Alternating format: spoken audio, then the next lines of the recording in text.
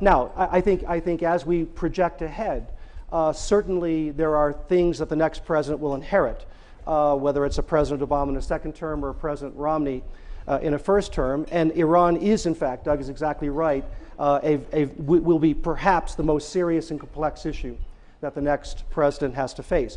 Not surprisingly, I disagree with him on how he described the Obama record. Engagement is not a strategy. Engagement is a means to an end. What the Obama administration has done is engaged Iran together with what's called the P5+1 in a series of direct conversations to find out exactly what Iran's intentions are and what they may be willing to do something that they have not been able to do for decades, which is prove, as they say, that their intentions are peaceful. And of course, the Obama administration, like all of the administrations before it, have been skeptical of those Iranian claims.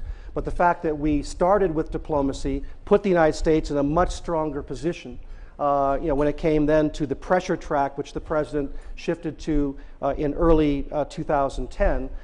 We had an ongoing series of sanctions. David Cohen is here and will describe some of them to you in a subsequent panel.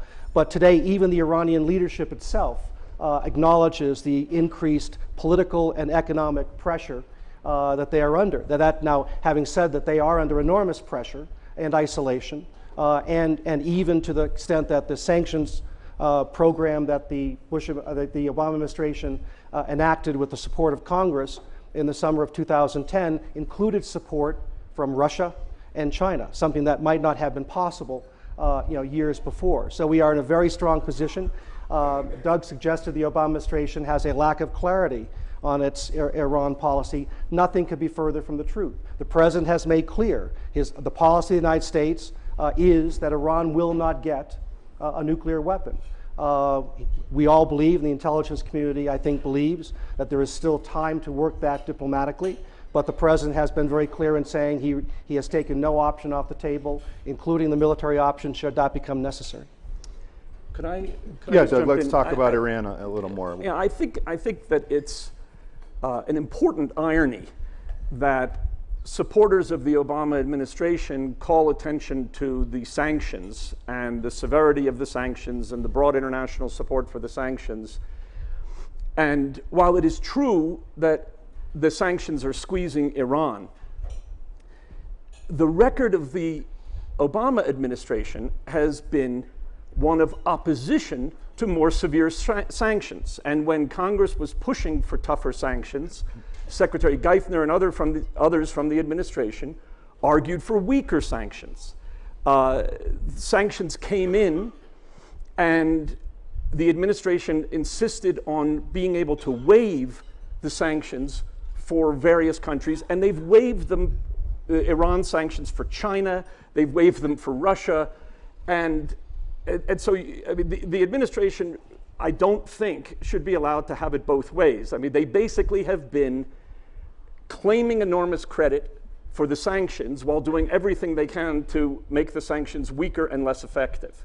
And it's just, that should not be permitted to, to go unchallenged. The sanctions have been very effective, but as you know, every country operates in its own self-interest.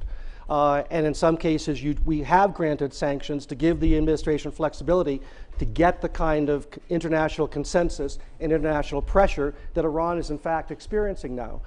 So we have had detailed and difficult and complex conversations with China, with Japan, with South Korea. You don't want a sanctions targeted at Iran to undercut the economies of your best friends around the world. But nonetheless, India, Japan, South Korea, countries that have been dependent through the years on Iranian oil, have made political commitments over time, to reduce their reliance on Iranian oil, close markets that Iran has.